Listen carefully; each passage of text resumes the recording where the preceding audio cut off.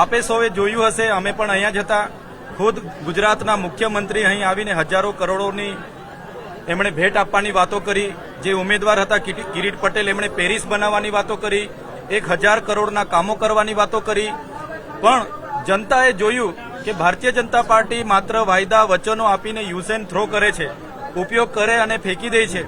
તો એની મિત્રો, તમે જાણો છો કે ચૈતરભાઈ વસાવાને ખોટા કેસમાં ફસાવીને જેલમાં પૂરી દેવામાં આવ્યા છે. કોર્ટમાંથી તારીખો સિવાય કશું જ નથી મળી રહ્યું. ચૈતરભાઈ વસાવાને આ પૂરેપૂરો પ્રયત્ન કરી રહ્યો.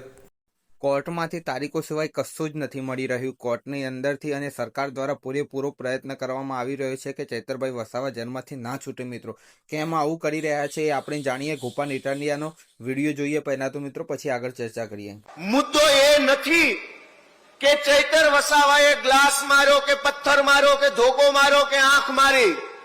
એ મુદ્દો નથી. મુદ્દો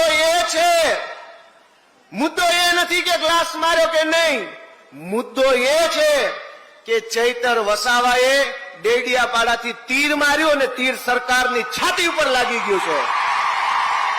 એ તીર ભાજપની સરકારની છાતી પર લાગ્યું.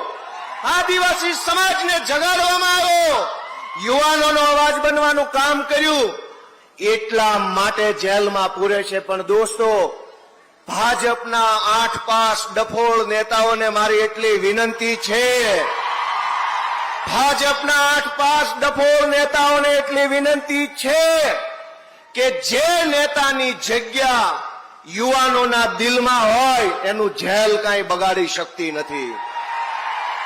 મિત્રો, ગોપાલ ઇટાલિયાએ કહ્યું છે કે ચૈતરભાઈ વસાવાને હું છોડાયા વગર નહીં રહું. બને મારે ભાજપ સરકારની સામે પડવું પડે કે ગવર્મેન્ટની સામે પડવું પડે કે કોર્ટની સામે પડવું પડે. મિત્રો, કોર્ટના સામે આપણે કાયદેસર કાર્યવાહી કરીને કાયદેસર આપણે ચૈતરભાઈ વસાવાને જેલમાંથી છોડાવીશું અને આદિવાસી જે સમાજ છે એમને ન્યાય અપાવીશું.